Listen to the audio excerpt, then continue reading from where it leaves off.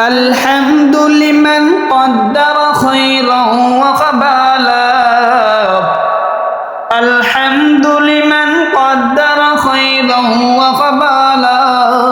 والشكر لمن صور حسنا وجمالا والشكر لمن صور حسنا وجمالا فرد صمد عن صفة خلق بليون فرد صمد عن صفة خلق بليون رب عزلي خلق الخلق كمالا رب عزلي خلق الخلق كمالا لا جد ولا ند ولا حد لمولاه لا جد ولا ند ولا حد لمولاه الآن كما كان ولم يلق زوالا الآن كما كان ولم يلق زوالا বন্ধুরা গভীর মনোযোগ বলছিলাম মেরাজের রাতের ঘটনা প্রিয় নবী সাল্লাল্লাহু আলাইহি ওয়াসাল্লাম যেদিকে যান নবনব বিশ্বময় আলোকন ঘটায়েন নবনব বিশ্বময় অবলোকন করেন বেহেশতে ভ্রমণ করেছেন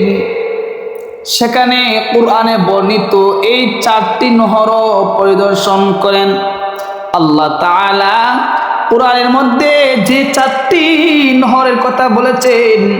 সে চারটি নহর মুহাম্মদ সাল্লাল্লাহু আলাইহি সাল্লাম পরিদর্শন করেন এই চারটি নহর হলো ফিহা আনহারুম মিন মাইন গায়রি আসিন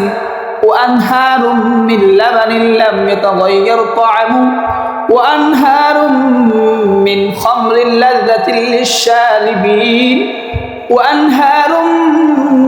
من عسل مصفى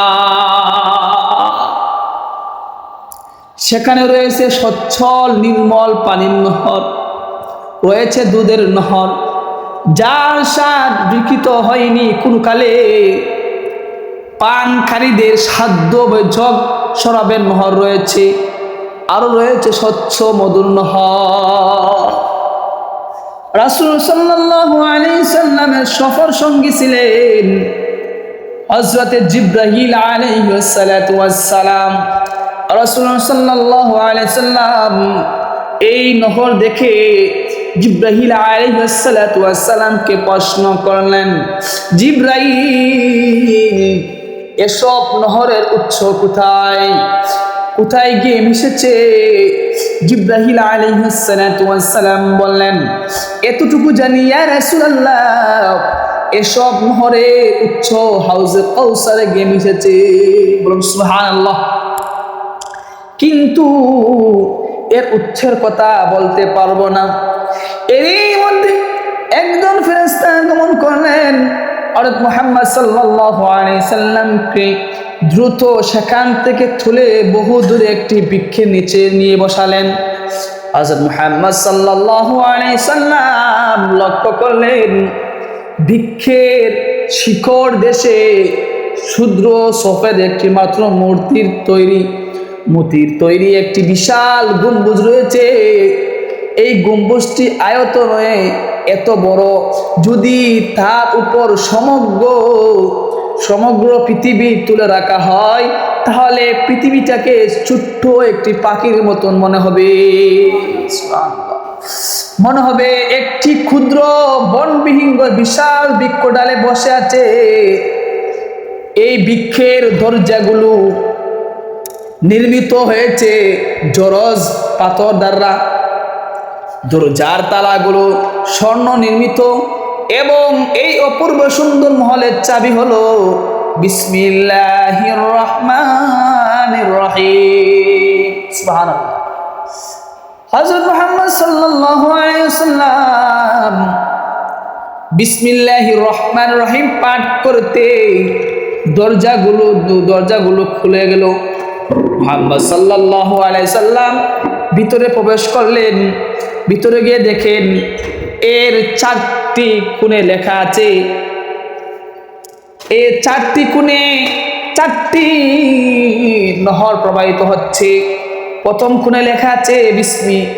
দ্বিতীয় কোণে লেখা আছে আল্লাহ, তৃতীয় কোণে লেখা আছে আর রহমান, চতুর্থ কোণে লেখা আছে আর রহিম। বিসমিল্লাহর মিম থেকে পানির নহর, আল্লাহ শব্দ থেকে হা হরফ থেকে দুধের নহর, রহমান শব্দের মুখ থেকে শরাবের নহর এবং রহিম শব্দের মিম থেকে মধুর নহর প্রবাহিত হচ্ছে। এবং সেখানে মুহাম্মদ সাল্লাল্লাহু আলাইহি সাল্লামের আওয়াজ এর প্রতি আওয়াজে ভেসে এলো, হে মুহাম্মদ, আপনার উম্মতের যে ব্যক্তি নিয়মিত বিসমিল্লাহ পাঠ করবে সে পরকালে সে এই নহর থেকে বঞ্চিত হবে না। সুবহানাল্লাহ। ভাই বন্ধু, গভীর মনোযোগ। আল্লাহ তাআলা এত বড় নিয়ামত দিয়েছেন সামান্য একটি আমলের ভিতরে। আমরা যদি প্রতিদিন দৈনিক বিসমিল্লাহ শরীফ পাঠ করি তাহলে কিন্তু এই বেহেশতে আল্লাহ তাআলা এত সুন্দর করে জান্নাত সাজাইছেন। এই জান্নাতের ভিতরে যে নহরের কথা আল্লাহ তাআলা কোরআনে বলছেন সে নহর থেকে আমরা বঞ্চিত হবে না। আসুন আমরা সবাই একসাথে এই আমলটি আজ থেকে ওয়াদাবদ্ধ করি যে আল্লাহ তাআলা যেন আমাদের সবাইকে এই বিসমিল্লাহর উপর অটল থাকা, বিসমিল্লাহর উপর আমল করা তৌফিক দান করেন।